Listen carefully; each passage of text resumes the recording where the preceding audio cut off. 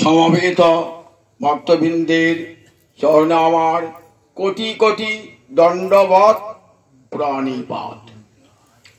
শ্রীমৎ মহাপ্রভু পুণ্য কাশীধামে বসে তার একান্ত প্রিয়তম ছয় গোস্বামীর অগ্রগণ্য সনাতন গোস্বামী পাদকে শিক্ষা দিয়েছেন দুটি মহাসুরে। সেখানে সনাতনকে ৬৪ ভক্তি অঙ্গের কথা বর্ণনা করলেন।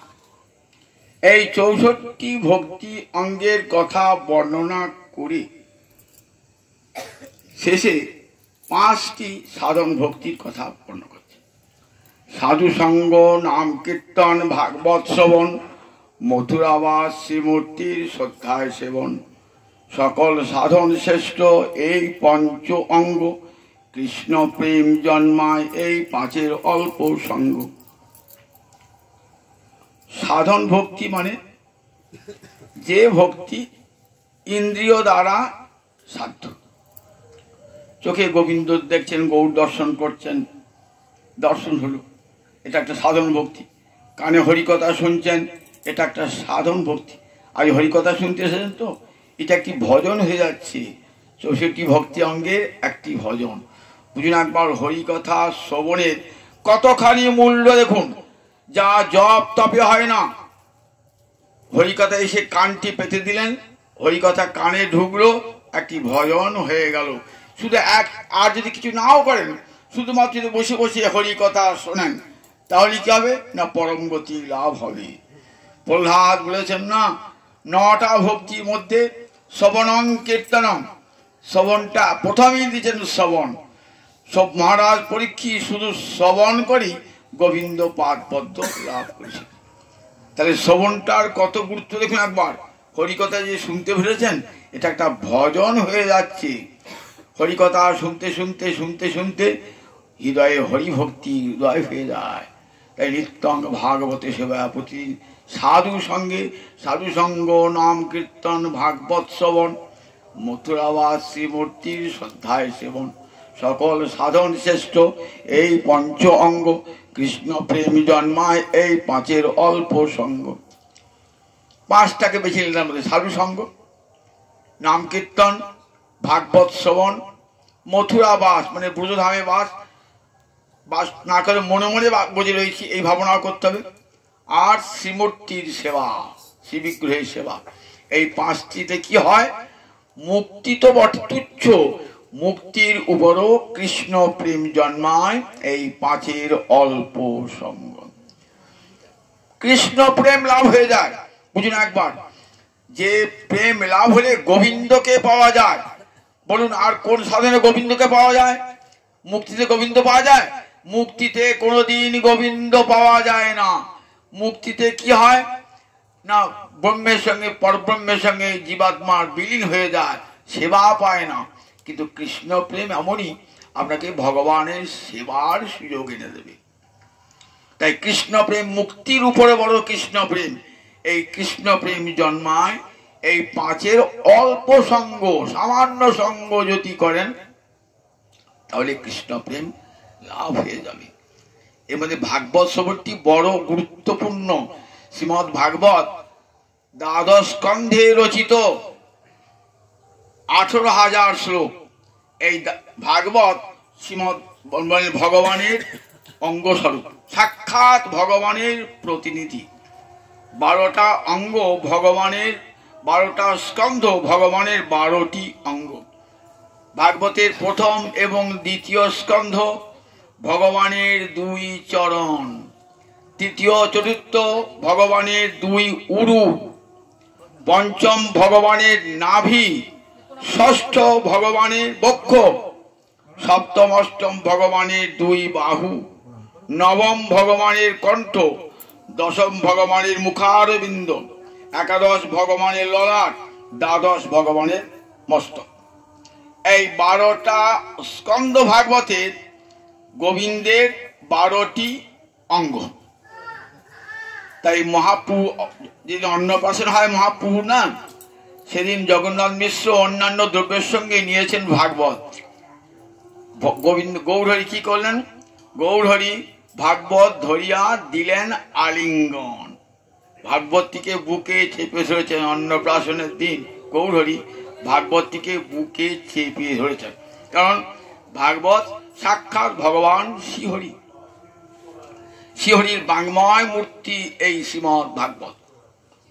তাই রাধা, আমার গৌরাঙ্গ হরি এসেছেন রাধা হবে তো, রাধা যেন কৃষ্ণকে আলিঙ্গন করেছেন, এমনি করে ভাগবতকে আলিঙ্গন করে আছেন। শ্রীমৎ ভাগবত শ্রবণ বললেন এই পাঁচটা সাধনের মধ্যে ভাগবত শ্রবণটি হলো চরম, যেটি কান পেতে শুনলেই একটা বড় সাধন হয়ে যায়। এই ভাগবতকে সঙ্গে পরিচয় করলেন কে? দুই ভাই হৃদয়ের খালি অন্ধকার, দুই ভাগবত সঙ্গে করাইল সাক্ষাৎকার। দুই ভাই কে কে? গৌরহরি এবং নিতাই চাঁদ জগতের জীবকে দুটি ভাগবতের সঙ্গে সাক্ষাৎকার করালেন। দুটি ভাগবত মানে এক ভাগবত ভক্তি রস শাস্ত্র, আর এক ভাগবত ভক্তি রস পাত্র। ভক্তি রস শাস্ত্র, যে শাস্ত্রে ভক্তিরস পরিবেশিত হয়েছে তাকে বলে ভাগবত। 18টি পুরাণের অন্যতম শ্রীমৎ ভাগবতে ভক্তি যে প্রধান ভক্তিরস, সেই ভক্তিরস পরিবেশিত হয়েছে। তাই বলেন এক ভাগবত ভক্তি রস শাস্ত্র, আর এক ভাগবত ভক্তি রস পাত্র। ভক্তি রসের শাস্ত্র শ্রীমৎ ভাগবত, আর ভক্তি রসটা যে আধারে থাকে তাকে কি বলে? তাকেও বলে ভাগবত। অর্থাৎ ভক্তকে বলে ভাগবত, আমার ভাগবত পুরাণকে বলে ভাগবত। তাই ভাগবত শুনবে ভাগবত সঙ্গী, অর্থাৎ ভক্তর সঙ্গে বসে বসে ভাগবতী কথা শ্রবণ করবে। এই ভাগবতী কথা শ্রবণের এত মূল্য ভাগবতী কথা যে হৃদয়ে আপনা আপনি হরিভক্তি জাগ্রত হয়ে যায়। বলেন ভাগবতের প্রতিটি শব্দ এত শক্তিশালী, এত শক্তিশালী যে অতি বড় নারকী তার হৃদয়েও দ্রবীভূত করতে পারে। এই ভাগবতী কথার এত শক্তি, এত প্রভাব হয়। তাই শ্রীমৎ বলে ভক্ত সঙ্গে বসে ভাগবতী কথা শ্রবণ কর। কলিঘর তিমির গ্রাস হলো জগজন, দুই ভাই হৃদয়ের খালি অন্ধকার। বললেন হৃদয়ের অন্ধকার দূরীভূত করে কি দিলেন না? ভাগবতের আলো জ্বালিয়ে দিলেন প্রতিটি ভক্তের হৃদয়ে। দুই ভাই হৃদয়ের খালি অন্ধকার, দুই ভাগবত সঙ্গে করাইল সাক্ষাৎকার। যখন মহাপ্রভু এলেন তখন কেমন অবস্থা? প্রথম করিত হইল ভবিষ্য আচার, মঙ্গল চণ্ডীর গীত করে জাগরণে। সবাই মঙ্গল চণ্ডীর গান করে, দম্ভ করি বিশ্বহরি পুজো কোন জনে। মঙ্গল চণ্ডীর গান, দম্ভ করি বিশ্বহরি মনসার পূজা। কোথাও কৃষ্ণ নাম নাই, কোন কৃষ্ণ ভক্তি কোথাও নাই, কোথাও গীতা ভাগবত আদি পাঠ হয় না।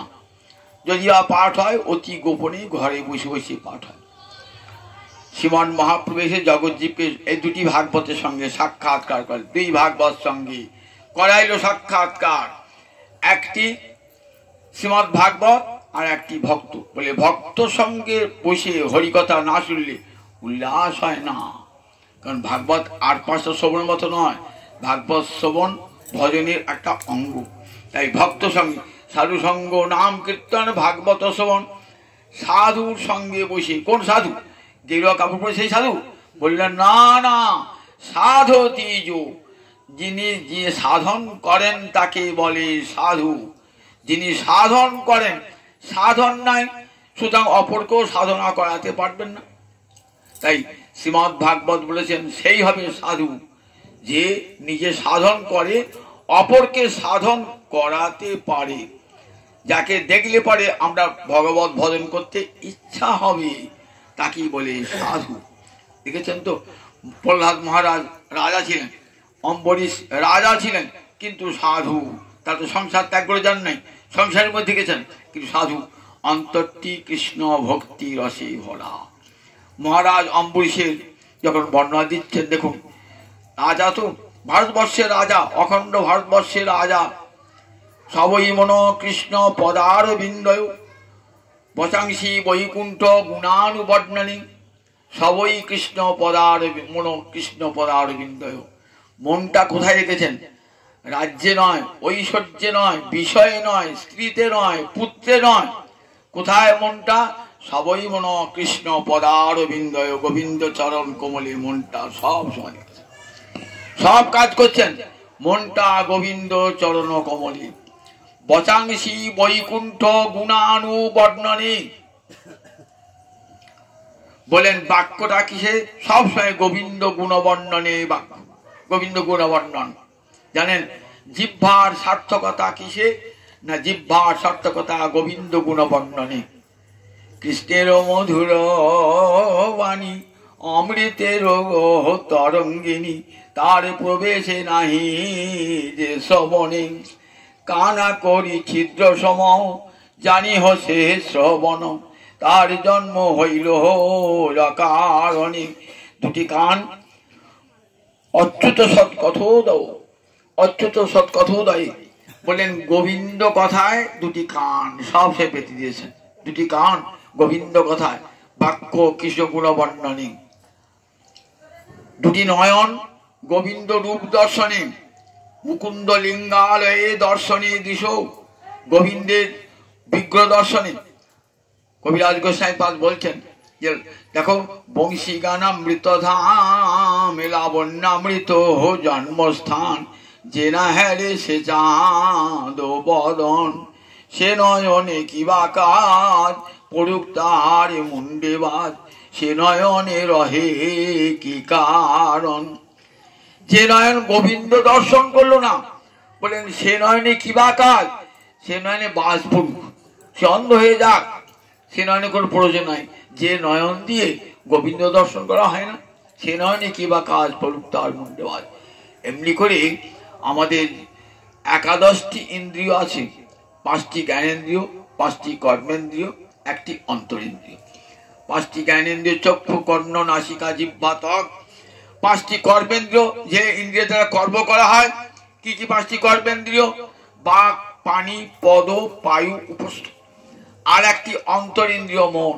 এই 11 ইন্দ্রিয় দিয়ে কৃষ্ণ অনুশীলন, আনুকূল্যে কৃষ্ণ অনুশীলন। সমস্ত ভক্তগণ জগৎকে দেখিস দেখো, এই যে সুন্দর মানব জন্ম লাভ করেছ, এই মানব জন্মের সার্থকতাই হলো কৃষ্ণ সেবনী, কৃষ্ণানুশীলনী। তাই দুই ভাই জগতের খালি অন্ধকার, দুই ভাগবত সঙ্গে করাইলেন সাক্ষাৎকার। গৌরহরি আর নিতাই চাঁদ অবতীর্ণ হয়ে কি করলেন? জগৎ জীবকে বলেন, ওহে কলির জীব, তোমাদের তো আর কিছু করবার ক্ষমতায় যাগ যোগ্য তপস্যা তোমাদের সবটাই ব্যর্থ হয়ে যাবে। তোমরা বসে বসে হরি কথা কান পেতে শুনবে, ভক্ত সঙ্গে বসে বসে কান পেতে শুনবে। দুই ভাগবত সঙ্গে তাই বললেন ভক্ত চেন, ভক্তির কৃপা হলে পরে ভক্তি লাভ অনায়াসে হয়ে যায়। ভক্তির কৃপা হলে অনায়াসে ভক্তি লাভ হয়ে যায়। ভক্তের কৃপাতে ভক্তি লাভ দু প্রকারে হয়। কৃষ্ণ কৃপয়া, আমার কৃষ্ণ ভক্তস্য কৃপয়া। তা কৃষ্ণের কৃপা লাভ সে বড় দুর্লভ, কিন্তু ভক্তের কৃপা লাভ অনায়াস লভ্য। ভক্তের সঙ্গ করতেই পারি, সেই ভক্তের সঙ্গ লাভ করে কৃষ্ণ ভক্তি লাভ হয়। এই ভক্তি সমস্ত সাধনের সেরা সাধন হলো এই ভক্তি। এই ভক্তি অঙ্গ যাজনে ভগবান বলছেন যে আমি ভক্তের কাছে গ্রাহ্য হই। ভক্তাহম একয়া গ্রাহ্য। উদ্ধবকে বলছেন শ্রীমদ্ ভাগবতের 11 স্কন্ধে, ভক্তাহম একয়া গ্রাহ্য শ্রদ্ধেয়াত্মা প্রিয় শতাং। বলেন জানো, একমাত্র ভক্তিতেই আমি গ্রহণযোগ্য হই ভক্তের কাছে। অন্য কোনো সাধনায় জ্ঞান যোগ কর্ম কত সাধন রয়েছে তো, কিন্তু ভক্তি এমন একটি সাধন যে সাধনে যে ভক্তের সঙ্গে ভগবানের কথা পর্যন্ত হয়। ভগবান নাম বিগ্রহ স্বরূপ, বলেন তিনি একে রূপ। ভগবানের নাম করে যদি দেখেন ভগবানকে জানতে পারবেন। ভগবানের যদি ঘরে বসে ভগবানের বিগ্রহ সেবা করেন, তাহলে ওই গোলকের গোবিন্দকেই সেবা করা হলো। নাম বিগ্রহ স্বরূপ, তিনি এক রূপ। দেখুন একটা ভাগবতের কাহিনী শোনাই। মিথিলার দুই ভক্ত ছিলেন ভগবানের, বহুলাস্য, রাজা বহুলাস্য আর সুতদেব। এই দুজন ভগবানের ভক্ত, একজন রাজা আর একজন দরিদ্র প্রজা। তখন ভগবানের লীলা প্রকট, কোথায়? দ্বারকায় তখন লীলা প্রকট। কিন্তু বিগ্রহ সেবা ছেড়ে আসতে পারছেন না। শাস্ত্র লিখেছেন যে ঘরে যদি বিগ্রহ থাকে তা সেই বিগ্রহ জানবে সাক্ষাৎ গোবিন্দ, তার সেবা ছেড়ে কোথাও যাবে না। যদি বিগ্রহ ছেড়ে যায় তাহলে বিগ্রহের অপমান হয়, কারণ নাম বিগ্রহ আর গোবিন্দ একই বস্তু। তাই দেখাচ্ছেন শ্রীমদ্ ভাগবত শিক্ষা দিচ্ছেন, কখনো বিগ্রহ সেবা ছেড়ে দিয়ে কখনো তীর্থে তীর্থে ঘুরতে যেও না। নাম বিগ্রহ স্বরূপ তিনি এখনো। বহুলাস্য আর সুতদেব তার অন্তরিচ্ছা তখন দ্বারকায় ভগবান প্রকট, একবার ভগবানকে গিয়ে দেখে আসে, কিন্তু আসতে পারছেন না। কি দেখুন অন্তরে নাম করছেন দিবারাত্র, হরে কৃষ্ণ কৃষ্ণ কৃষ্ণ হরে হরে, হরে রাম রাম রাম হরে হরে। অন্তরখানি কৃষ্ণ ভক্তিতে ভরা। ভগবান অন্তর্যামী তো, অন্তরের ডাকটা কেমন শুনতে পান দেখুন। যে বহুলাস্য সুতদেব আসতে পারছে না, আমি গিয়ে দেখা দিয়ে আসি। ভাগবত দেখাচ্ছেন, দেখো জ্ঞানীকে, যোগীকে, কর্মীকে ভগবানের কাছে যেতে হয়, আর ভক্তের কাছে ভগবান আপনা আপনি আসেন। এই যে নূতন বার্তা জগতের আর কোন শাস্ত্র দান করেন নাই। একমাত্র শ্রীমদ্ ভাগবত লিখেছেন যে ভক্তকে যেতে হয় না ভগবানের কাছে, ভগবানই আসেন ভক্তের কাছে যুগ যুগে। দেখুন ভগবান নিজে আসেন, ভক্তগণকে সঙ্গে নিয়ে কোথায় এলেন? মিথিলায় এসে উপস্থিত হলেন। কেন? দুই ভক্তকে দর্শন দান করতে হবে, বহুলাস্যকে আর সুতদেবকে, দুজন ভক্তকে। দুজনেই জানতে পেরেছেন ভগবান কৃষ্ণ আসবেন, দুজনেই পথের ধারে দাঁড়িয়ে আছেন, ভগবান ঢুকবেন তো। তাই বহুলাস্য ভাবছেন আমি ভগবানকে আমার গৃহে নিয়ে যাব, সুতদেব ভাবছেন আমি ভগবানকে আমার ঘরে নিয়ে যাব।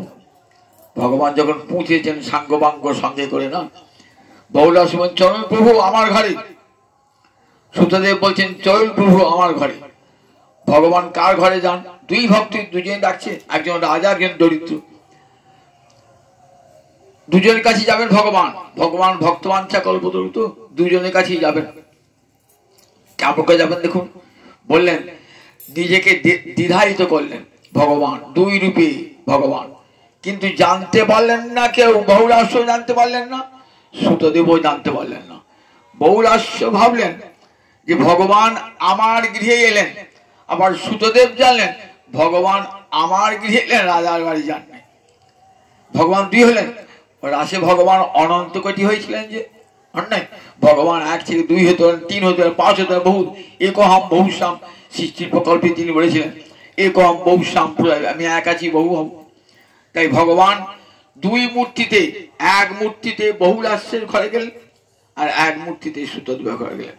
সুতদেবের তো আনন্দের সীমা নাই, ভগবানকে পেয়ে, নিজ ঘরে ভগবানকে পেয়ে আনন্দে নৃত্য করছেন।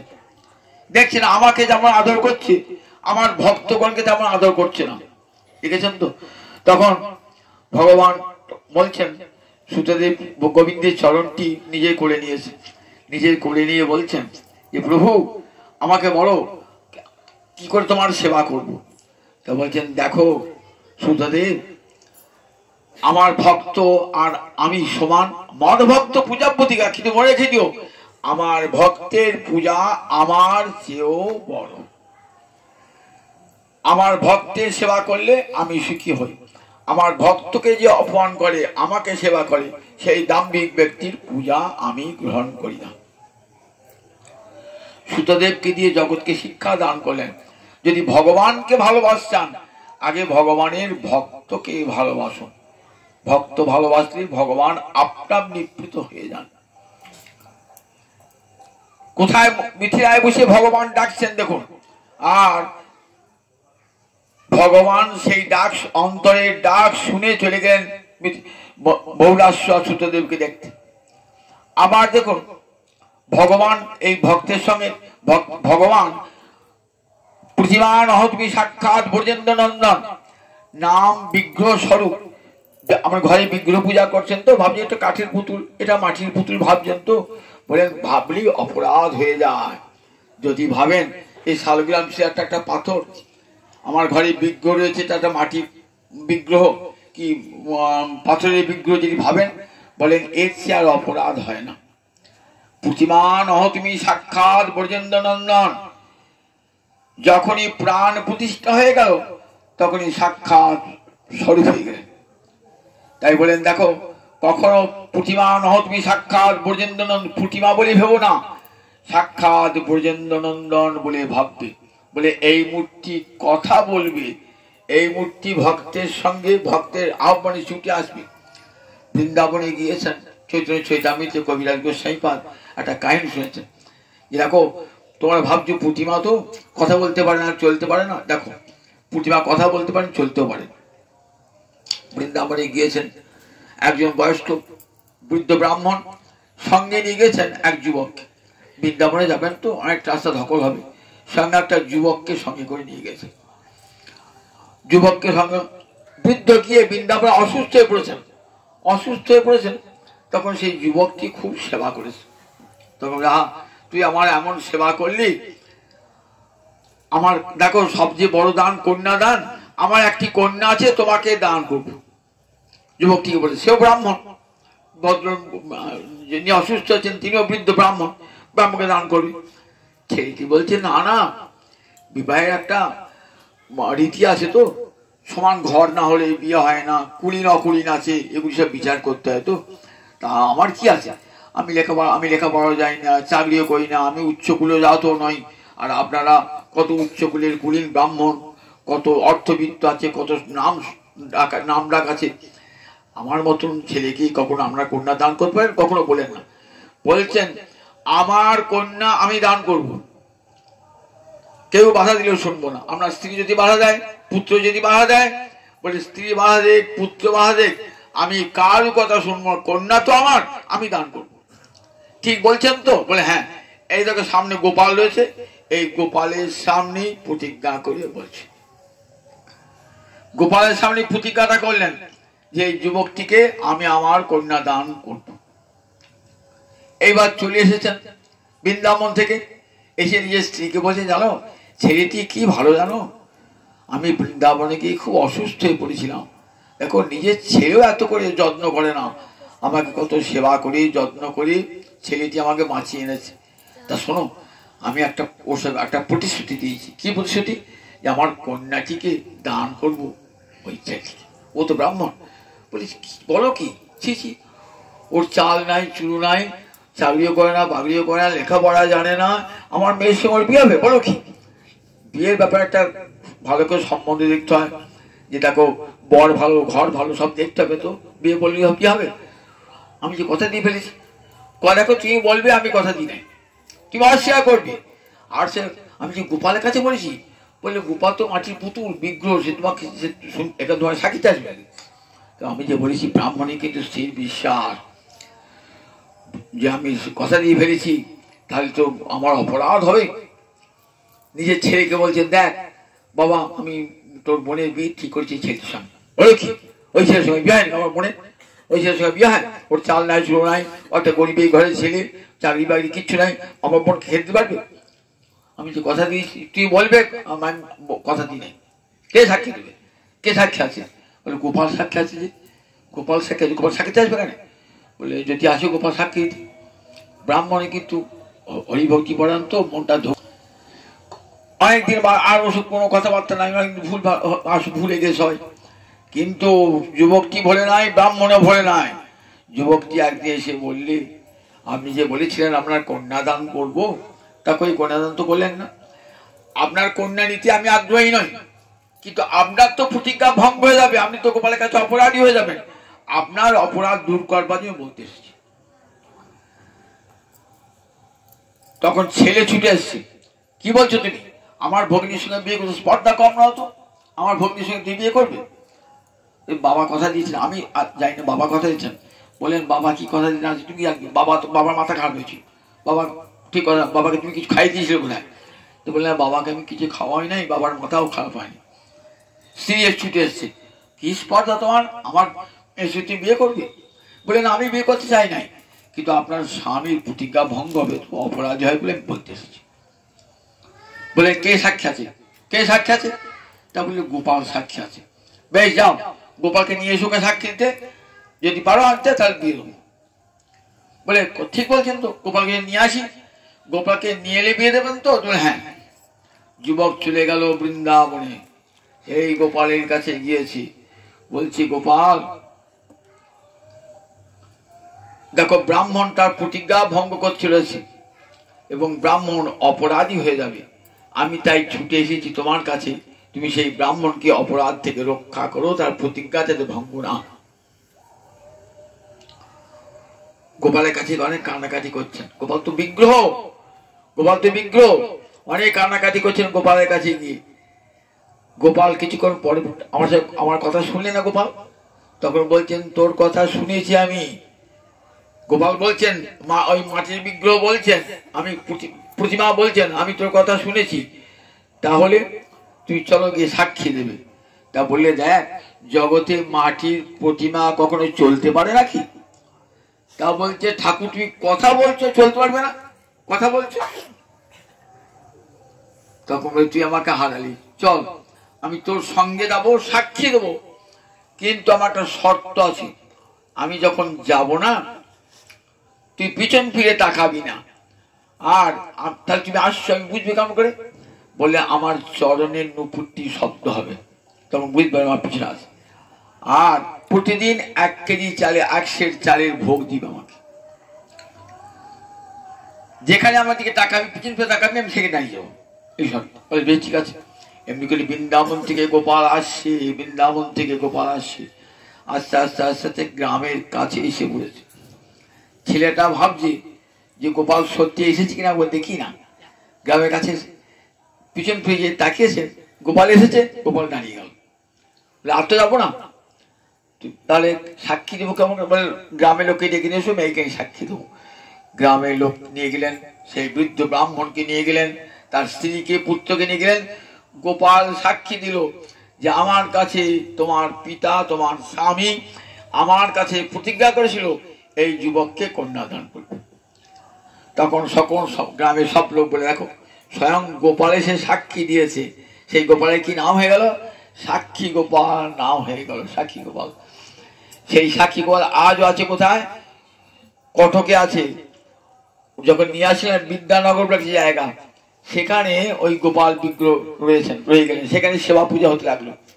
উড়িষ্যা রাজা পরে বিরাট ধুমধাম করে কটকে নিয়ে সেই মূর্তি প্রতিষ্ঠা করলেন, সাক্ষী গোপাল মূর্তি প্রতিষ্ঠা করলেন। রানী দেখছে কি সুন্দর গোপাল, রানীর অন্তরে ইচ্ছা জেগেছে যে এমন সুন্দর গোপাল যদি নাকে একটা ছিদ্র থাকতো তাহলে আমি একটা মুক্তা নাকচেই পড়াতাম। এটা মনে মনে ভেবেছে। দেখুন বিগ্রহ আমার কথা বিগ্রহকে আমি জীবন্ত কথা বলতে পারি। দেখুন শুনেছি আমি কথা বলেছেন তো, মনে মনে ভেবেছেন তো। গোপাল তো অন্তর্যামী। গোপাল জানতে পেরেছেন রানী আমাকে চাবি নাকচেই পড়াবে যদি আমার নাসিকায় ছিদ্র থাকে। রাত্রিবেলায় উৎসব টুৎসব শেষে রাত্রিবেলায় রাজা রানী ঘুমুচ্ছেন। রানী হঠাৎ ধরপড়ে জেগে উঠেছেন, উঠে বলছেন দেখো আমি স্বপ্ন দেখেছি। কি স্বপ্ন দেখেছি? না, গোপালের নাসিকায় একটা ছিদ্র আছে। বাল্যকালে মাথা মোহরে নাসা ছিদ্র করি, অতি যত্নে মুক্তা পড়ায় ছিল অতি যত্ন করি, মুক্তা পড়ায় ছিল অতি যত্ন করি, বাল্যকালে মাথা মোহর নাসা ছিদ্র করি। গোপাল মাথার গোড়ায় এসে দাঁড়িয়ে বলছেন শোন, তুই আমার নাকে ছিদ্র জানতে চেয়েছিস তো? ছিদ্র আছে। বাল্যকালে মাতা মা যশোদা আমার নাকে ছিদ্র করেছিল। বাল্যকালে মাতা মোহর নাসা ছিদ্র করি, মুক্তা পড়ায় ছিল অতি যত্ন করি, অতি যত্ন করে মুক্তা পড়েছিল। আজও সেই ছিদ্র আছে নাসাতে, আজও সেই ছিদ্র আছে। মুক্তা পড়াও রানী, যদি চাও তা দিতে। রানী তোমার যদি ইচ্ছা হয় তাহলে আমাকে সেই মুক্তার নাকচাই পড়াও। রানী উঠে পড়েছেন। গোপাল আমার কথা শুনেছেন। গোপালের নাসিকায় ছিদ্র আছে। সঙ্গে সঙ্গে পুরে সেবক ছিল, সেবক দেখো তো। সেবক ঘরে গিয়ে দেখো তো নাসায় ছিদ্র আছে কিনা।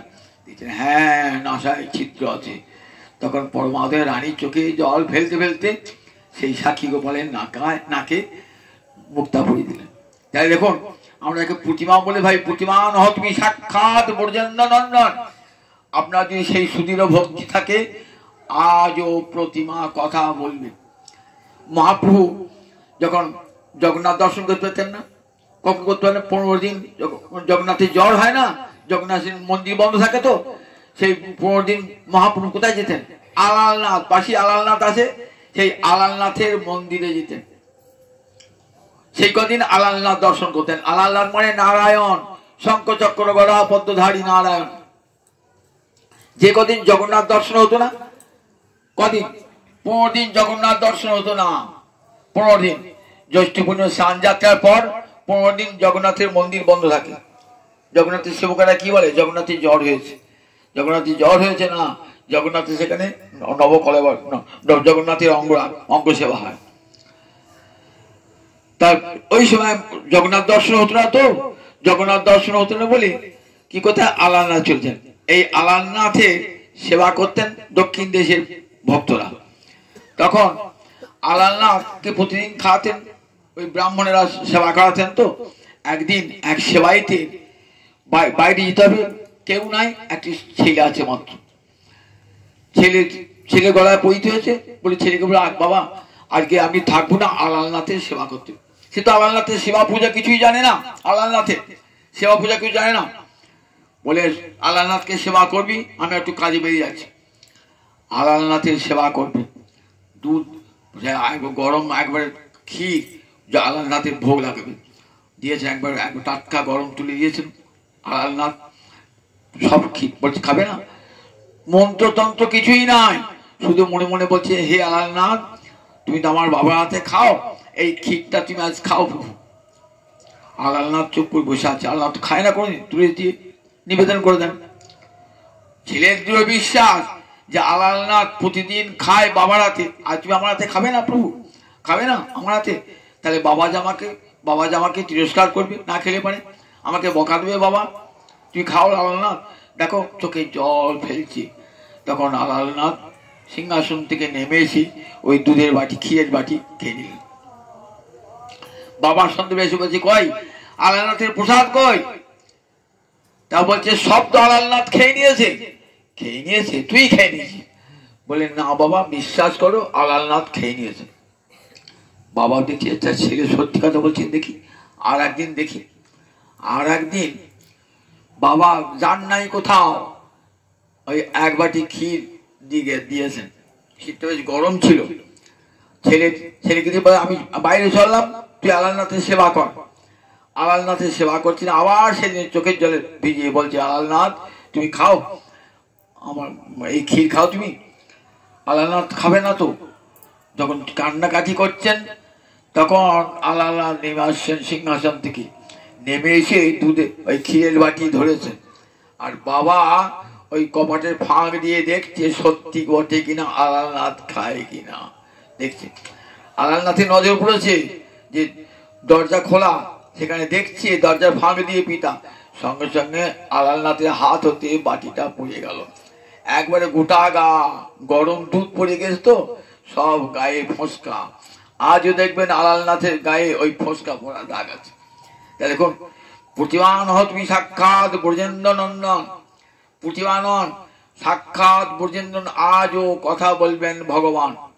অতদূর যেতে হবে কেন? অগ্রদ্বীপের গোপীনাথ নাম শুনেছে তো, প্রতি বছর এই অগ্রদ্বীপে মেলা আসে। গোপীনাথ কার সেব্য বিগ্রহ? মাধব ঘোষের, গোবিন্দ ঘোষের। বাসুদেব ঘোষ, গোবিন্দ ঘোষ, মাধব ঘোষ, 3 ভাই। কোথায় বাড়ি ছিল? এই কুলাই, অজয়ের ধারে কুলাই বলে গ্রামে। মহাপ্রভু পরম ভক্ত 3 ভাই। বাসুদেব ঘোষ অনেক পদ আছে, গোবিন্দ ঘোষের এবং মাধব ঘোষের পদ আছে, কিন্তু পদকর্তে সে বাসুদেব ঘোষই পরিচিত বেশি। সেই গোবিন্দ ঘোষ, তার সেব্য বিগ্রহ গোপীনাথ। গোপীনাথ তিনি পেয়েছিলেন কেমন করে? স্বপ্নাদেশ পেয়ে 5টা মাস এসেছিল সেই পাথর শিলামূর্তি, সেই দিয়ে ওই গোপীনাথ বিগ্রহ তৈরি করেছিলেন। গোপীনাথ বিগ্রহ সেবা করেন, তো ভাবছেন আমি একা শেখা, আমার মৃত্যু পর আবার কে সেবা করবে? তখন আদেশ করলেন, তুমি বিবাহ করো, দ্বার পরিগ্রহ করো। দ্বার পরিগ্রহ করলেন, একটি সন্তান হলো। পরমাদরে গোপীনাথের সেবা করেন, পরমাদরে গোপীনাথের সেবা করেন। একদিন হলো কি, গোপীনাথের স্ত্রী মারা গেল। তখন ভাবলেন ঠাকুর এ কি করলে, যে আমার সেবায় সাহায্য করতো স্ত্রী, সেই স্ত্রীকে তুমি কেড়ে নিলে প্রভু। কিছুদিন বাদে একটি সন্তানটি চলে গেল, স্ত্রী চলে গেল, শোকটা সহ্য হয়েছিল, কিন্তু সন্তান চলে গেল তো আর শোকটা সহ্য করতে পারলো না। সারাটি দিন পড়ে আছেন, দিবারাত্র কাঁদছেন ছেলের জন্য। গোপীনাথ বলছে যে আচ্ছা, একটা বাপের যদি দুটো ছেলে থাকে, একটা যদি মরে যায় তাহলে কি আর একটা উপবাসী থাকে, একটা খেতে পায় না? তবে তুমি আমার সন্তান নাকি? তবে তোমার সন্তান নয়, তুমি আমার শ্রাদ্ধ করবে, তুমি কাঁচা ভরবে?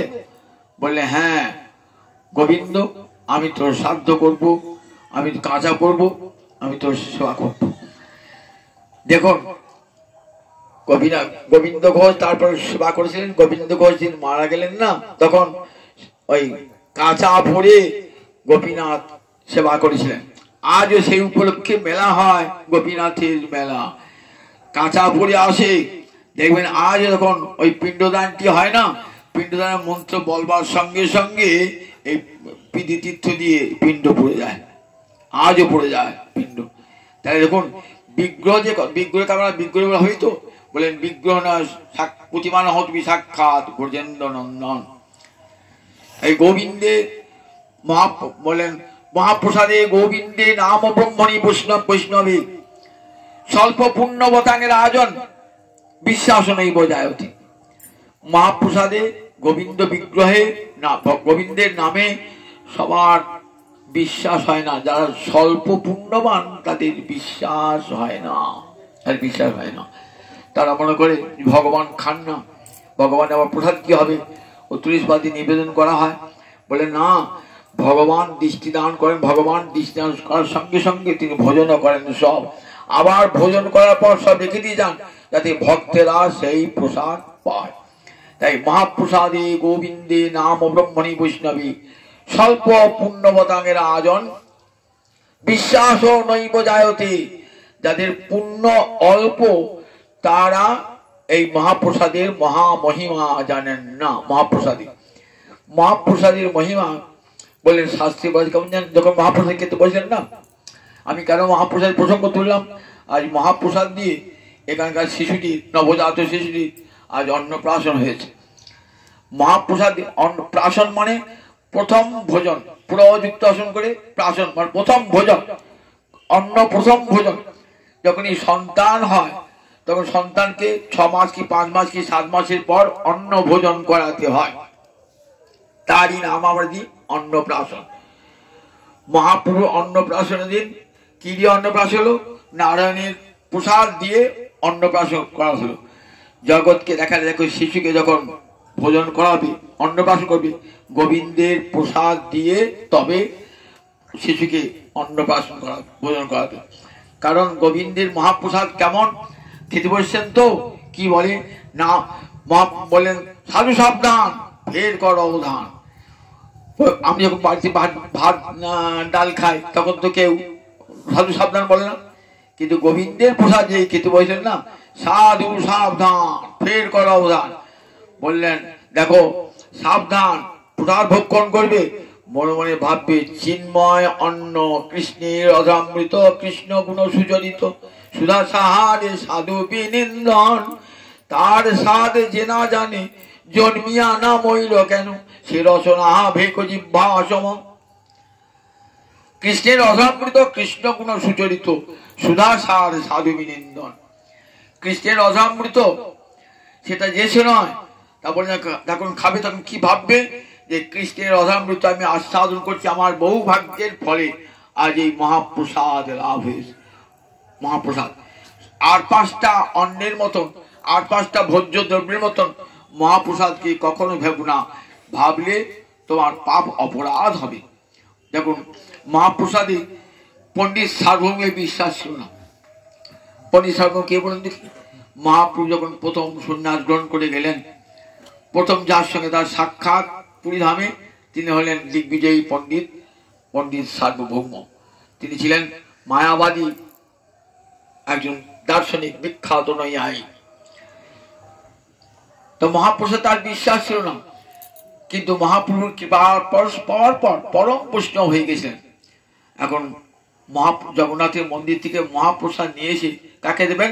বাসুদেব সার্বভৌমকে। প্রথম বাসুদেব সার্বভৌম ঘরে উঠেছেন। বাসুদেব সার্বভৌম তখন সদ্য মাত্র বিছানা থেকে উঠেছেন, প্রাত সন্ধ্যা আন্নিক কিছুই করেন নাই। যেই প্রসাদ দিয়েছেন না জগন্নাথের প্রসাদ, ওই অবস্থায় প্রসাদ খাচ্ছেন। কি বলছেন? শুষ্কং পর্যুষিতং বাপি নিতং বা দূরদেশত প্রাপ্তি মাত্রে ন ভক্তব্যম নাত্র কাল বিচারণা। বললেন দেখো, প্রসাদের ক্ষেত্রে শুকিয়ে গিয়েছে, বাসি হয়ে গেছে, কেউ দূরদেশ থেকে অন্য লোক নিয়ে এসছে, এটি ভাববেন না। কোন ভিন্ন জাতি নিয়ে এসছে, এটি ভাবলে অপরাধ হয়ে যাবে। শুষ্কং পর্যুষিতং বাসি, শুকিয়ে গেছে প্রসাদ। শুষ্কং পর্যুষিতং বাপি নিতং বা দূরদেশ থেকে আনা হয়েছে। তা হলো প্রসাদ, মহাপ্রসাদের মহিমা এতটুকু পূর্ণ হয় নাই। প্রাপ্তি মাত্রে ন ভক্তব্য নাত্র কাল বিচারণা। সঙ্গে সঙ্গে প্রসাদ ভোজন করবে, কালের বিচার করবে না। সঙ্গে সঙ্গে মহাপ্রসাদের মহিমা জেনে বাসুদেব সার্বভৌম সঙ্গে সঙ্গে প্রসাদ গ্রহণ করলেন। মহাপুর এই বাসুদেব সার্বভৌম জগৎকে দেখালেন যে মহাপ্রসাদের কত বড় মহামহিমা। যথার্থ পিতা তার সন্তানের অন্নপ্রাশন করবেন এই মহাপ্রসাদের অন্ন দিয়ে, গোবিন্দের প্রসাদ দিয়ে প্রথম অন্ন ভোজন করাবেন। দেখবেন সে ভাগবতে বলা আছে, পিতা নস্যাৎ, সে পিতা হবে না যে সন্তানকে কৃষ্ণ ভক্তি শেখায় না, সে পিতা হবে না। গুরু নস্যাৎ, তিনি গুরু হবেন না যিনি শিষ্যকে কৃষ্ণ ভজন শেখান না। স্বজন নস্যাৎ, তিনি স্বজন হবেন না যিনি তার নিজজনকে কৃষ্ণ ভজন শেখান না। পতি নস্যাৎ, তিনি পতি হবেন না যিনি তার স্ত্রীকে কৃষ্ণ ভজন না শেখান। তিনি সে দেবতা হবে না যে দেবতার ভক্তি সেবা করলে পারে কৃষ্ণের ভক্তি লাভ না হয়। দেখেছেন তো? সে মাতা নয় যে মাতা ছেলেকে কৃষ্ণ ভজন শেখায় না।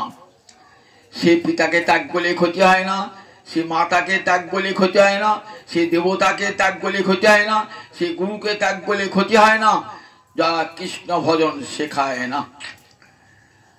বলেন দেখো, প্রহ্লাদ তার পিতাকে ত্যাগ করেছিল, প্রহ্লাদের কোনো ক্ষতি হয়েছিল? প্রহ্লাদের কোনো ক্ষতি হয় নাই। প্রহ্লাদকে স্বয়ং ভগবান আপন কোলে স্থান দিয়েছেন, মাথায় তার অভয় করকমল লিখেছেন। নিজের পিতাকে ত্যাগ করলেন, কারণ পিতা ছিলেন কৃষ্ণ বিরোধী। সে পিতাকে ত্যাগ করেছিলেন, তার প্রহ্লাদের কোনো ক্ষতি হয়েছিল? প্রহ্লাদের বুঝায় না। ভরত তার মাকে ত্যাগ করেছিল, কেন না? তার মা ছিলেন রামচন্দ্রের বিরোধী, রামচন্দ্র ভগবান তার বিরোধী। ভরত বললেন, তোমার মতো মায়ের মুখ আমি আর দেখবো না, তোমার জন্য আমার দেবদাসন আমার অগ্রজ সে সংসার ত্যাগ করে চলে গেছে, আমার পিতার মৃত্যু হয়েছে তোমার জন্য, সুতরাং তোমার মুখ আমি দেখবো না। যজ্ঞপতিরা পতিকে ত্যাগ করলেন, তার জন্য যজ্ঞপতির কোনো ক্ষতি হয় নাই। তারা পতিরা পরমাধিকারীকে গ্রহণ করেছিল। আবার পতি দেখুন, পতিরা পরম হরিভক্ত হয়ে গেছিল। বিভীষণ স্বজনকে ত্যাগ করেছিলেন, রাবণকে ত্যাগ করেছিলেন, রামচন্দ্রের পক্ষ আশ্রয় করেছেন, তাতে এখন বিভীষণের কোনো ক্ষতি হয় না, রামচন্দ্রের চরণ পেয়েছিলেন। বলেন দেখো, অন্য ভৃগুমণি কি করেছেন? তিনি কি করেছিলেন? তিনি অন্য দেবতাকে পরিত্যাগ করে কৃষ্ণ ভজন করেছিলেন। যখন ভৃগু গেলেন পরীক্ষা করতে, ব্রহ্মা বিষ্ণু মহেশ্বর এই তিনজনের মধ্যে কে বড় ঋষি, পরীক্ষা করে দেখো। ব্রহ্মার কাছে গেলেন, ব্রহ্মা গিয়েছেন তো, ব্রহ্মার কাছে গিয়েছেন যে ব্রহ্মা এসে বলে, দেখো তুমি আমার সন্তান, তুমি আমাকে প্রণাম করলে না। ব্রহ্মার পুত্রতে ভৃগু প্রণাম করলে না। তা বললে, পুত্রের সামান্য একটা অপরাধ আপনি ক্ষমা করতে পারলেন না, কি করে দেবতা হবেন আপনি? চলে এলেন এখান থেকে। মহাদেবের কাছে গেলেন, মহাদেব তখন পার্বতীর সঙ্গে মিলনে ছিলেন, ছুটে এলেন একবারে ত্রিশূল নিয়ে। বলে, ও সামান্য অপরাধে ত্রিশূল নিয়ে ছুটে এলে, তোমাকেও পূজার যোগ্য নও। গোবিন্দ তখন লক্ষ্মীর বক্ষে শুয়ে আছেন, লক্ষ্মীর কোলে শুয়ে আছেন গোবিন্দ। এসেই কি করেছেন ভৃগু? একবারে গোবিন্দ বক্ষে পদাঘাত। তখন বলছেন গোবিন্দ যে হ্যাঁ হ্যাঁ ভিগু, আর তোমার চরণ কেমন? তোমার চরণ সুকোমল, আর আমার বক্ষটা বড় কঠিন, তোমার চরণে আঘাত লাগে নাই তো? তখন কাঁদছেন ভিগু, নৃত্য করে বলে দেখো, জগতে গোবিন্দ ভজন করবে, যে দেবতা গোবিন্দ ভজতে দেয় না সে দেবতার ভজন করবে না। সব দেব দেবী ভজন করবেন, কিন্তু প্রার্থনা একটাই, যেন আমার কৃষ্ণ চরণে মতি হয়। কৃষ্ণ চরণে, গোবিন্দ চরণে, দুর্গা কালী শিব সব ভজন করুন, কোনো ক্ষতি হয়। বৈষ্ণবেরা সমস্ত মানুষকে সম্মান দান করেছেন, সব দেবদেবীকেই তারা সম্মান দান করে, কিন্তু প্রার্থনা একটাই হবে তাদের কাছে, যে আমার যেন কৃষ্ণ চরণে, হে মহাদেব আমার যেন কৃষ্ণ চরণে মতি হয়। লক্ষ্মী আমাকে এমন ধন দাও যে ধন দিয়ে যেন কৃষ্ণ সেবা করতে পারি। সরস্বতী আমাকে সেই বিদ্যা দাও যে বিদ্যা দিয়ে ভগবানকে লাভ করতে পারি। মা দুর্গা তুমি আমাকে সেই শক্তি দাও, তুমি যে শক্তির দেবী আমাকে সেই শক্তি দাও, যাতে কৃষ্ণ ভজন করতে গিয়ে আমি সমর্থ হই। কৃষ্ণ ভজন যত বাধা বিপত্তি আসুক না কেন, এমন শক্তি দাও সব বাধা বিপত্তি ঠেলে যেন আমি কৃষ্ণ ভজন করতে পারি। তাই দেখুন, যে কৃষ্ণ ভজন যদি না করা, বলেন মহাপ্রসাদে গোবিন্দের নাম ব্রহ্মণী বৈষ্ণবী স্বল্প পুণ্যবতাঙ্গের আজন বিশ্বাসন বিজায়ত। ছেলেদের অন্নপ্রাশন হয়, সেখানে নিষিদ্ধ অমেধ্য অন্ন ভোজন করানো হয়। শিশুকাল থেকে সাত্বিক গুণ যাতে জাগ্রত হয়, প্রসাদ খেলে কি হয়, সাত্বিক গুণ বৃদ্ধি প্রাপ্ত হয়। গীতায় বলা দেখবেন গুণত্রয় বিভাগ, 3 রকমের আহার বলা আছে। 3 রকমের আহার, সাত্বিক আহার একরকম, যে আহারটি রসালো আহার, স্নিগ্ধ আহার, আয়ু বৃদ্ধি প্রাপ্ত হয়, সত্যগুণের বৃদ্ধি প্রাপ্ত হয়, মেধা বৃদ্ধি প্রাপ্ত হয়। এগুলি সব বৃদ্ধি প্রাপ্ত হয় কিসের? নির্মল চরিত্র হয়, অন্তরটি নির্মল হয়, বলেন সত্যগুণের সৎ আহার গ্রহণে। তাই মহাপ্রসাদ দিয়ে যে অন্নপ্রাশন, এই ভক্ত গৃহচার তো হয় না, আর অন্নপ্রাশন দিন ভাগবত শ্রবণ হয় না, কত গান বাজনা হয়ে থাকে, কত অনুষ্ঠান ফাংশন হয়। আমি অবাক হয়ে যাচ্ছি, এখানে অন্নপ্রাশনের দিন ভাগবত পাঠ হচ্ছে, মহাপ্রসাদ হচ্ছে। সবাই শেখা উচিত, শিখুন আমরা সবাই।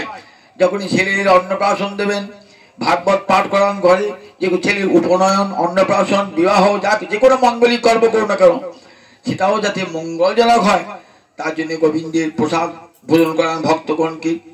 আবার হরিনাম হরি সংকীর্তন করান, তবে আপনার বিবাহটা, উপনয়ন বলুন, সব যাকে দশবিধ সংস্কার সবটাই মঙ্গলজনক কল্যাণজনক হয়ে উঠবে। গোবিন্দকে বাদ দিয়ে জগতে কেউ সুখ লাভ করতে পারে না। এই মানব জন্ম গোবিন্দ সেবার জন্যে। কিন্তু দেখুন, এত সুদূর্লভ মানব জন্ম পেলাম, সেই মানব জন্ম আমরা কারণ বৃথা ব্যয় করছি। দেখুন, মিথিলার কবি বিদ্যাপতি জীবন সায়নে উপনীত হয়ে কাঁদছেন জীবনে, যে এত বড় দীর্ঘ জীবনটা পেলাম, কি করলাম জীবনটা। আধো জন মহামণি দে গোয়াইনু, জরা শিশু কত দিন গেলাম। আমার জীবনের অর্ধেকটা চলে গেল নিদ্রায়। আমি 60 বছর কি 80 বছর বাঁচবো। 24 ঘন্টা মধ্যে 12 ঘন্টা দিন, 12 ঘন্টা রাত্রি, 12 ঘন্টা রাত্রিতে ঘুমিয়ে কাটাই, আর 12 ঘন্টা দিন, তাহলে জীবনে অর্ধেক 60 বছরের মধ্যে 30 বছর চলে গেল। আধো জন মহানুনি দে গোয়াইন, অর্ধেকটা চলে নিদ্রায় চলে গেল। তাই 60 বছরে 30 বছর থাকলো। জরা শিশু কত দিন গেলাম। জরাতে কালো বৃদ্ধ বয়সে, তখন তার হরিনাম হবে না, তখন আর হবে না। তখন জরাগ্রস্ত হয়ে কাশি, গলায় হরিনাম পর যাচ্ছি, গলায় কাশি আসি, চোখে গোবিন্দ বিগ্রহ, চোখে ছানি পড়ে গেছে, কান কালা হয়ে গেছে, বেশিক্ষণ বসে থাকতে পারছি না, ভাগবত শুনতে গিয়ে পায়ে ব্যথা হচ্ছে। সেই সময়, সেই সময়টা রেখেছি গোবিন্দ সেবার জন্যে। দেখেছেন তো, সেই সময়টা রেখেছি গোবিন্দ সেবার জন্যে। তাহলে দেখুন, বলে দেখো, ওই যে সময়টা, ওই সময়টা গোবিন্দকে দেওয়ার সময় নয়। আধো জন মহামণি দে গোয়াইনু, জরা শিশু, আবার শৈশবকালে খেলাধুলা কাটিয়েছি, তখন ভগবানকে ভজি নাই। তাহলে জীবনের সর্বশেষ সময় যৌবন, এই যৌবন ভগবানকে অর্পণ করতে হয়। সে সময় কি করেছি? নিধুবনে রমণী রসরঙ্গে মা তলু, তো হে ভজব কোন বেলা। নিধুবনে, এই সংসার রূপ নিধুবনে রমণী রসরঙ্গে কালাতি পাত করেছি। প্রভু, তাই তোমার ভজন তো হলো না, সময় তো হলো না, হরি তোমায় ভজিবার সময় তো হলো না, আমার মানব জনম বিফলে গেল সময় তো হলো না। এমন সুন্দর মানব যেমন গোবিন্দ সেবার জন্যে সেই জন্মটা আমার বৃথাই চলে গেল কাঁদছেন। আমাদের বিদ্যাপতি পরম ভক্ত, সারা জীবন গোবিন্দ ভজনে কাটিয়েছেন, শুধু আমাদের মতো মানুষকে শিক্ষা দেওয়ার জন্য। এমন সুন্দর মানব জন্ম পেলে সেই মানব জন্ম কৃষ্ণ সেবায় লাগাও, তোমার জীবন সুখের হবে। তুমি ভাবছো ঘরে বাড়িতে অর্থে প্রতিপত্তিতে আমার সুখ হবে? কখনো ঘর বাড়ি সংসার পত্নী পুত্র সুখ দেয় না, এটি রাখবেন, সুখ দেয় না। সংসার কখনো সুখের হয় না। গীতায় কি বলেছে? দুঃখালয়ম অশাশ্বতম। এই সংসারটা দুঃখের আলয়, যেটা সুখ সেটা অশাশ্বত। হয়তো কিছুদিন দেখলেন ছেলে চাকরি হয়েছে, মেলা টাকা পয়সা হচ্ছে, বড় বাড়ি ঘর হয়েছে, আপনি ভাবলেন, তাহলে ভাবলেন বলে ও সুখটাও থাকবে না তোমার। হুট করে আমার একটা বিপর্যয় এসে গেল সংসারে, সংসার ছিন্ন ভিন্ন, এক মুহূর্তে ছিন্ন ভিন্ন হয়ে গেল সংসার। তাহলে তাহলে যে সুখটা পাবেন আপনি ক্ষণিক সুখ, সেটা সুখের আভাস মাত্র এবং অশাশ্বত। সংসারটা দুঃখের আগার, সংসারটা এই দুঃখের আগার সংসারে থেকে বলে রাখো, এই দুঃখের আগার থেকে আমার মান ভজন, আমাকে ভজনা করো। আমাকে ভজনা করলে সংসারটার কংসের কারাগার থাকবে না, সংসারটা বৃন্দাবন হয়ে যাবে। এমন সুন্দর সুনীল মানব জন্ম, যৌবনটা দাও আমাকে। বলেন যে সময় ভগবানের সেবা করা যায়, যখন গলায় কাশি, হরিনাম করতে গলায় কাশি আসবে না, গৌর দর্শন করতে গেলে কারো সাহায্য নিতে হবে না, হরিকথা শুনতে গেলে আমি কান খোলা, কান শুনতে পাবো, আমার চোখে ছানিও পড়ে না, তখন গোবিন্দ বিগ্রহ দর্শন করব, সব ইন্দ্রিয়গুলো তখন শক্তিশালী। সেই সময়ে গোবিন্দ ভজন করো। উচ্ছিষ্ট বস্তু ভগবানকে দিতে নাই। কারো খাওয়া জিনিস সেটা ভগবানকে দেয় কি? ভগবানকে দেয় না। ভগবানকে কারো খাওয়া জিনিস দেয় না। অনুচ্ছিষ্ট বস্তু ভগবানকে দান করতে হবে। তাহলে জীবনে উচ্ছিষ্ট অংশ, যেটা স্বামী পুত্রাদি খেয়ে নিয়েছে, সেই অংশটা ভগবানকে দিচ্ছি, বৃদ্ধ বয়সে দিচ্ছি। সংসার খেয়ে নিয়েছে যে দেহটা, সেই দেহটা দিচ্ছি ভগবানের সেবায়। বলে দেখো, যৌবন মানব জীবনের সর্বশ্রেষ্ঠ সময় যৌবন। সেই যৌবনে ভগবানকে দান করতে হয়। সেই দান ঘাটে যখন দান দিচ্ছেন না, গোবিন্দ দালিরা আছে না, কোয়ালিনীরা যাচ্ছে কোথায়? মথুরার হাটে দুধ দই ঘোল বিক্রি করতে। কৃষ্ণ দানি সেজেছে, দানি সেজে বলছে, কোথায় যাও গো গোয়ালিনী, কোথায় তোমার ঘর? ওই গোয়ালিনী যাচ্ছ কোথায়? তোমার বাড়ি কোথায় বলো, আমাকে শুল্ক না দিয়ে যাচ্ছ, দান না দিয়ে যাচ্ছ? দেখো আমি এখানে দাঁড়িয়ে আছি, আমাকে দানটা দাও আগে। তখন বলছি, কে গো? তোমায় তো কোন দেখি নাই, কি দান দিতে হবে? আমরা তো কোনদিন পথে শুল্ক দিই নাই। মদনের রাজারে চর যে আমি দাও যৌবন কর। আমি মদন রাজার চর, আমাকে কি কর নেবে তুমি? কি টাকা পয়সা কোথায়? বললেন দাও যৌবন কর, তোমার এই যৌবনটা কর হিসেবে দাও। কোনদিন শুনি নাই যে পথের শুল্ক যৌবন নেয়। এখন পদাবলিকার কেমন সুন্দর কথাটি বললেন, দাও যৌবন কর। অর্থাৎ মানব জীবনটা যেখানে যৌবন, সেই যৌবনটাই গোবিন্দ চরণে অর্পণ করতে হয়। এটাই কর জীবনে। ওই জীবনটাই ভগবানকে তখন জিহ্বার হরিকথা বলার শক্তি, কানে হরিকথা শোনার শক্তি, চরণে হরিক্ষেত্রে গমনের শক্তি সব দিয়েছেন ওই সময়টাতে। ওই সময়টাই ভগবানকে, দেখুন যারা যারা মহাত্মা ভগবানকে ভজন করেছেন, জীবনের ওই সময়টুকু তারা দিয়েছেন। জীবনের ছোটবেলা থেকে যদি ভুজে আসেন, তবে তো বৃদ্ধ বয়সে ভগবানকে ভজতে পারবেন, তবে তো জিহ্বা হরি বলবে। গীতায় বলা দেখবেন, মৃত্যুকালে যদি একবার আমার কথা স্মরণ হয়, তাহলে আমার কাছে প্রাপ্ত হবে, আমার কাছে চলে যাবে। তা সারা জীবন হরি বললাম না, মৃত্যুকালে জিহ্বা হরিনাম আসবে, মৃত্যুকালে জিহ্বায় হরিনাম আসবে না। এমনি বলা আছে গীতায়, সদা তদ্ভাব ভাবিত। সব সময় যদি হরি চিন্তন করেন, সব সময় যদি হরিনাম নিয়ে হরিভক্তি মাথায় থাকেন, তবেই দেখবেন ওই মৃত্যুকালে জিহ্বা হরি বলবে, নই বলবে না। যদি বলতেও না পারেন, গোবিন্দ আপনার স্মরণ পথে এসে টানাবে। এমন গোবিন্দ করুণাময়, আমার ভক্তটি হরিনাম করতে পারছে না, তখন ভগবান এসে স্মরণ পথে দাঁড়াবেন। স্মরণ না করলেও স্মরণ পথে এসে দাঁড়াবে।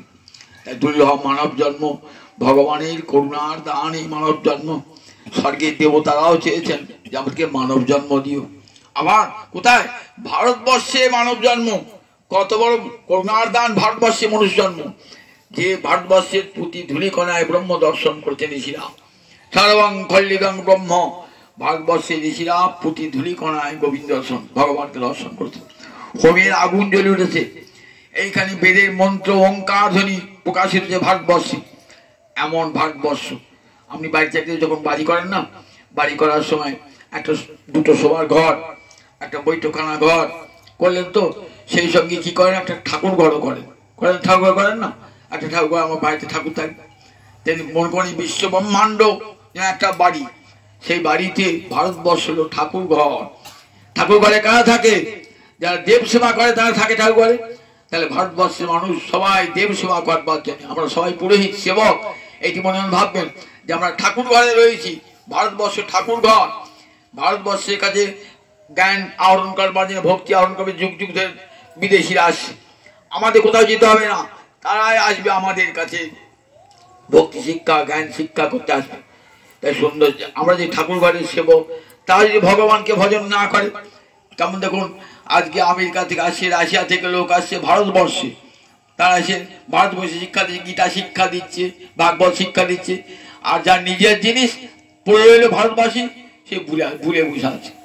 সে যত অমেধ্য অন্ন ভোজন করছে, যত চাষ করছে, একবার কৃষ্ণ নামও করে না। ভাগবত পাঠে আসলে কটা লোক, ওই 20টি 30টি 50টি, যে কটা লোক মাদা, আর বাইরে কোনো লোক নেই। কারণ শহরে এত লোক রয়েছে, তো কত জায়গাতে পাঠ করি, কটি লোক যায় শুনতে। তাহলে দেখুন এত মানুষ রয়েছে, অন্য কিছুর ছুটে চলবে, কোনো রাজনৈতিক বক্তা ছুটবে, কোনো সিনেমা আর্টিস্ট ছুটবে, কিন্তু হরিনাম হরি কথায় নাই। অথচ দুর্লভ মানব জন্ম লাভ করেছি হরিসেবা পাঠবার জন্য। আর সেই জীবনটা আমরা নিজেরা ইচ্ছা করি, নিজের দুঃখ কষ্ট নিজেই ডেকে নিয়ে আসি। অন্য কেউ দোষী নয়, নিজেরাই দোষী, আমরা দোষী। সেই সখাত শরীরে ডুবে মরি শ্যামা গান আছে, একটা রামপ্রসাদের গান আছে না, সখাত শরীরে নিজের কাটা খালে কুমির নিয়ে এসেছি। সংসারে সুখ পেতে গেছে, টাকায় সুখ, পুত্রে সুখ, পত্নীতে সুখ। ও বাবা, দেখলাম কোথায় পত্নী পুত্র ঘর বাড়িতে সুখ, দুঃখ আরো ভালো করে জাঁকিয়ে বসলো দুঃখ। সংসার থাকুন, সংসার ত্যাগ করতে হবে না। সংসারে থেকে না সমস্ত প্রহ্লাদ ভররাজস্বী ভরত সব সংসার থেকেছেন, যত গৌরগণ সব সংসার থেকেছেন। কিন্তু সংসার যেন তোমাতে না ঢোকে। ঠাকুর রামকৃষ্ণ বলেন না, তুমি সংসারে থাকো ক্ষতি নাই, সংসার যেন তোমাতে না ঢোকে। নৌকা জলের উপর থাকো ক্ষতি নাই, জল যেন নৌকায় না ঢোকে। কারণ পাকাল মাছ পাকের মধ্যে থাকে, বেরিয়ে আসে একটু গায়ে পাক নেই। তাই সংসারে থাকুন, সংসার করুন। এটা তো গোবিন্দের সৃষ্টি লীলা, সংসার লীলা, তাকে সাহায্য করা। মন যেন গোবিন্দ চরণ অরবিন্দে থাকে সবসময়। ছেলে মেয়েকে মানুষ করুন যাতে কৃষ্ণ ভক্ত হয়। সবার ঘরে ঘরে যদি কৃষ্ণ ভক্ত হয়, ছেলে সন্তান হয়, সে সংসারও সুখের হবে।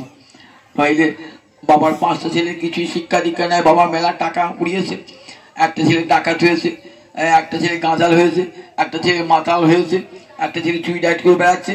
বাবার 5 ছেলে, বাবার টাকা পয়সা উড়িয়েছে, বাবা তো কোনো শিক্ষা দেয়নি ছেলেকে।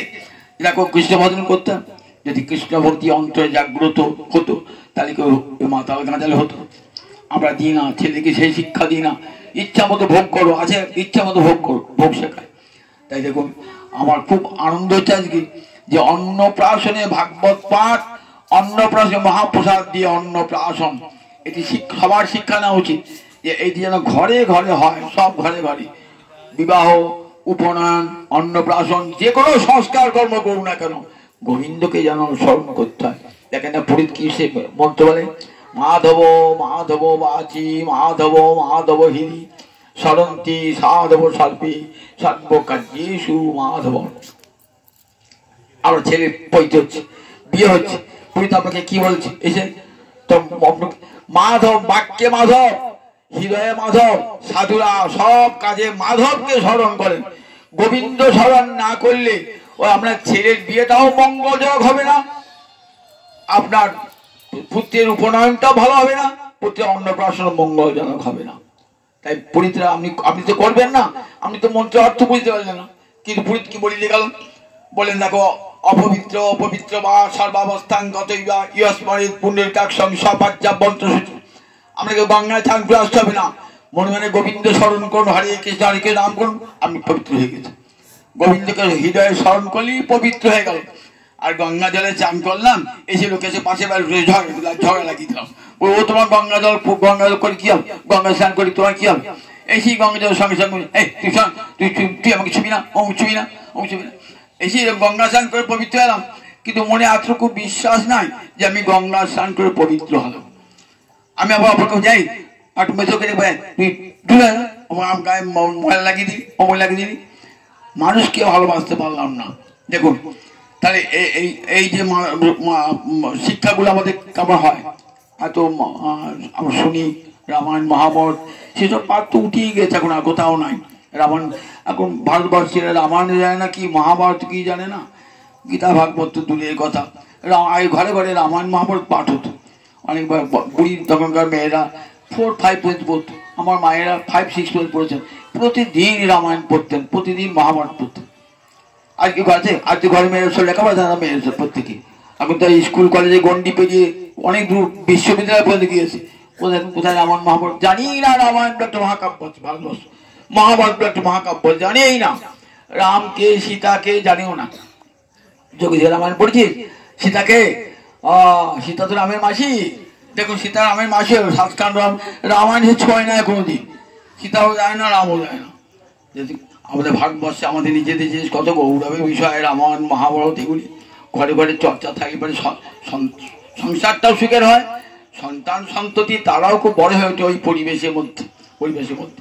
তাই সবাই ঘরে ঘরে কৃষ্ণ ভক্ত সন্তান হোক, ঘরে ঘরে ভক্তিমতী পত্নী আসুক, ঘরে ঘরে ভক্তিমতী কন্যা হোক, তবে সংসারটা সুখের হবে। আজ অনেক রাত্রি হয়ে গেছে, এই বলি আজ এখানে হরিকথা বিরাম। জয় নিতাই, জয় নিতাই, জয় নিতাই।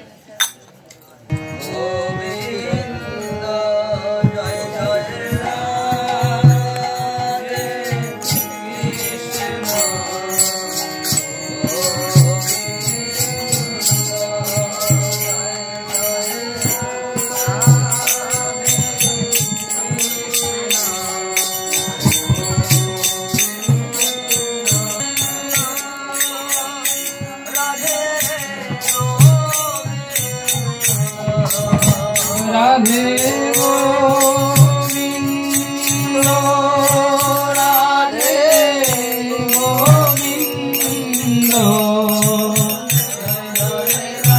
রাধে কৃষ্ণ গোবিন্দ, জয় জয় রাধে কৃষ্ণ গোবিন্দ।